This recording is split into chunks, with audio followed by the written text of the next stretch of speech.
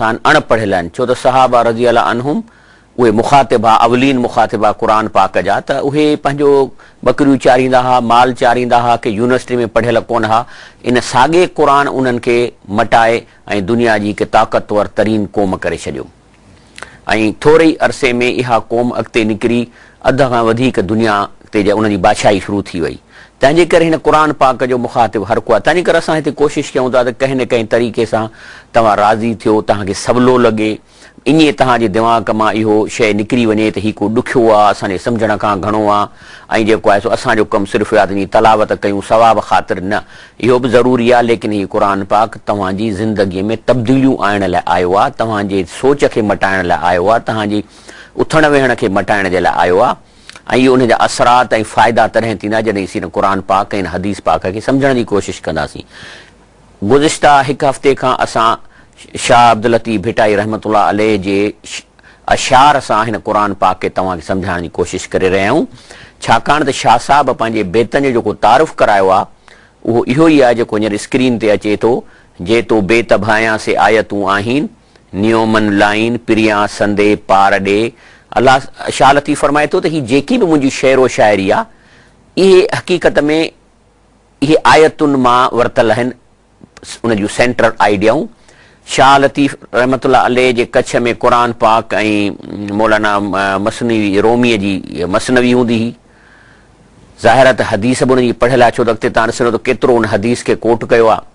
त हुन छा कयो जो हिकिड़ो आईनो ॾेखारियो अथसि पंहिंजे अशार में उन चंड जो जेको क़ुरान पाक आहे त जीअं अवाम नास हिन अशार खे ॾिसनि त जीअं उन्हनि खे शौक़ु पैदा थिए त असुल जेको सोर्स आहे जंहिं तां शाह साहिब पंहिंजी शाइरी वरिती आहे इन ॾे इंसान मुतवजह थिए हिन प्रोग्राम जो बि असांजो इहो ई मक़सदु आहे ज़ाहिर आहे त अञा हिकिड़ो या अॻे हफ़्ते इन प्रोग्राम में इहा जेका लाइन शाह साहिब जी असां फ़िलहालु पूरी करे हिन क़ुरान पाक खे सम्झाइण लाइ वरी असां हिकिड़ो ॿियो तरीक़ो इख़्तियार कयूं पिया था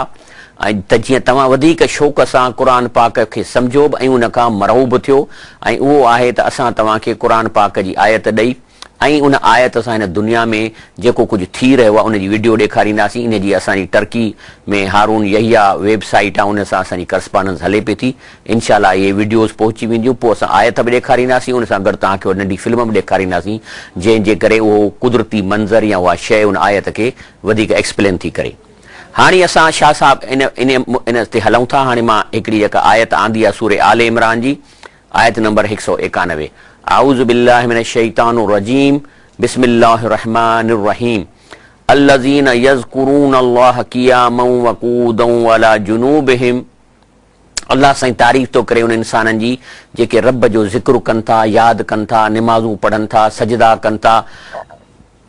अलाह खे यादि कनि था क़ियामऊं उथंदे कूदऊं वेठे वला जुनूबिहिम सुते व यतफ़क्करून फ़ी ख़ल्क़ि समावात वल अर्द ऐं सोचनि था हिन ज़मीन जी बनावत ते त कीअं अल्लाह पाक जेको आहे सो हिन ज़मीन खे बनायो आहे कीअं पखी उॾामनि था कीअं लोह जेको आहे सो पाणीअ में ॿुॾियो वञे पर अल्लाह पाक वरी अहिड़ी टेक्नोलॉजी ॾिना जो लोह तरियो वञे हल्कियूं शयूं ॿुॾियो वञनि लोह तरियो वञनि रबना मा ख़लक़्त हाज़ा बातिला पोइ सोचे सोचे सोचे चवंदा रब साईं हेॾी जो तो कारीगरी कई आहे हेॾी तो शयूं ठाहियूं आहिनि त पोइ इहो इन हरू भरू बातिल त कोन ठाही हूंदई अजाई त कोन ठाही हूंदई ॾिसो था हीअ हिकिड़ी पेंसिल आहे इहा हिकिड़ी पेंसिल 2 रुपए या 10 रुपए मिले थी इहा बि केरु अजायो कोन थो ठाहे हिन में पोयां ॾिसो रबड़ लॻल आहे हिन जे मथां गोरो आहे मथां काठ अथसि इहा शइ बि अजायो कोन थो ठाहे जेका ख़सीस 10 रुपए जी आहे त हेॾियूं हे जेके शयूं क़ीमती अलाह साईं ठाहियूं आहिनि समुंड ककर पाणीअ जो वसणु मींहं जो वसणु गुलनि जो पैदा थियणु माउ जे पेट मां ॿार पैदा थियणु त अलाह साईं फरमाए थो यतफ़क्करून फ़ी ख़ल्क़ि समावात वल उहे शख़्स ॾींहं राति उथंदे वेहंदे सुम्हंदे साइंसदाननि वांगुरु सोचनि था दिमाग़ खे लड़ाइनि था त हीअ अलाह साईं हेॾियूं शयूं ठाहियूं आहिनि ऐं अलाह साईं पोइ चवंदा रबना मा ख़लक़्त हाज़ा बातिला अल्लाह साईं तो हे शयूं अजाई न ठाहियूं आहिनि सुबहानक ऐं अल्लाह पाक तुंहिंजी डिज़ाइन मुकमल आहे नाक़िस न आहे फ़क़िना अज़ाब अन्नार असांखे जहन्नम जी आग खां बचाए जाए शाह साहब इन आयत जे रूह ते खां मुतासिर थी इहा ई ॻाल्हि थो करे चए थो शाह साहिब तुंहिंजी साहिबी अजब ॾिठीसीं यानी ही उन शख़्स जो शेर आहे जेको इन अल्लाह पाक जेको आहे सो अल्लाह जी साहिबी हिन दुनिया ते फ़िक्र थो करे ऐं पोइ मुतासिर थी थो चए त अजब ॾिठीसूं पन ॿोड़ी पाताल में पहण तारी तूं यानी थुलियूं थुलियूं शयूं पाणीअ में तरियो वञनि, वरी सॼियूं ॿोड़ियो छॾे। हिकिड़ो ॾिसो पाणीअ जो जहाज़ आहे, लोह जो ठहियल, केॾो थुल्हो आहे, उहो तरे पिए थो। पर जेकॾहिं तव्हां हुन में हिकिड़ो पथर जो टुकड़ो जो ॿुॾी वञे एॾे, त पोइ उन क़ुर जी आयत छा थियो त इन सोचे सोचे चवंदा अलाह साईं फ़किना अज़ाब अन्नार, हाणे जेकॾहिं मूंखे तूं पनाह ॾे, मूंखे पंहिंजे इन जेको आहे मूंखे जहन्नम खां बचाए, त साईं बि जेको आहे इहो थो फरमाए, जेकर अची मूं त मेरे ईमान लहा, चई जेकॾहिं मूंसे तूं अलाह साईं तूं राज़ी थी वञी त मां मेरो आहियां, या मूं में मुंहिंजा जेको आहे सो परफेक्ट अमल न आहिनि बि खणी, त मां मान वारो थी वञा जेकॾहिं मूंसां तूं राज़ी थी वञी। माना जो मतिलबु आहे त फ़किना अज़ाब अन्नार, अलाह साईं मूंखे तूं बचाए जाए। वरी सूरतुल रहद जी हिकिड़ी ॿी क़ुर जी आयत आहे जंहिंखे ॿुधो तव्हां,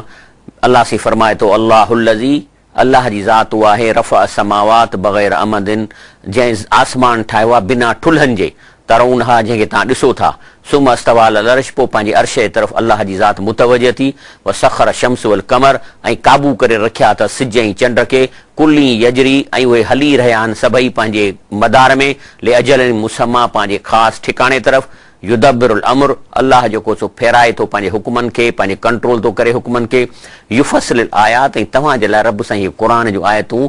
तफ़सील सां ॿुधाए थो, लअल्लकुम, त मन शायदि तव्हां बिलिकाए रब्बिकुम तूक़िनून, तव्हांखे यकीन अची वञे त जंहिं रब हेॾी कारीगरी कई आहे, उहो मरण खां पोइ बि असां रब जे आॾो पेश थींदासीं। शाह साहब इन आयत खां मुतासिर थी फरमाए थो, जेॾो तुंहिंजो नाम बाजब ओॾियाई मंगा, ही त हिकिड़ी ज़बरदस्त शाह साहब दुआ घुरी आहे। चए थो अलाह साईं जेॾो तुंहिंजो नाल, जेॾी तुंहिंजी बादशाही, जेॾी तुंहिंजी कारीगरी, मां बाजब तोखां ओॾी थो घुरां। रे थंभे रे थूणे, तूं छपर तूं छां, तो ही आसमान ठाहियो आहे, न थंभ लॻाया अथईसि, न तो ॿी का शइ कया, कुॼाड़ो कहां, हाणे मां तोखे कहिड़ा अलाह साईं हाल वाल कयां, तोखे मालूम सभु का, मुंहिंजे हाल सभिनी खे तूं सुञाणी थो। उन खां पोइ वरी हिकिड़ी ॿी आयत आहे क़ुर सूरतुल फुस्सिल जी आयत नंबर 22, अलाह साईं फरमाए थो, वमा कुंतुम तस्ततरून, अलाह साईं फरमाए थो त जेको कुझु तव्हां नथा लिकाए सघो मूंखां, यानी चवण जो अलाह जो मतिलबु तव्हां गुनाह कयो था, माण्हुनि खां लिकी त कयो था, पर मूंखां त कोन थो तव्हांजी ॻाल्हि लिके,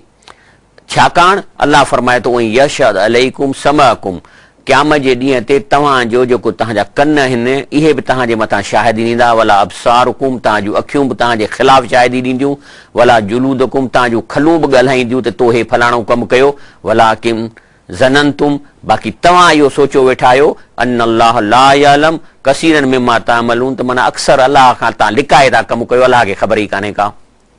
माना तव्हां जेके गुनाह कयो था सो माण्हुनि खां लिकी कयो था, पर सम्झो त अलाह कोन थो ॾिसे।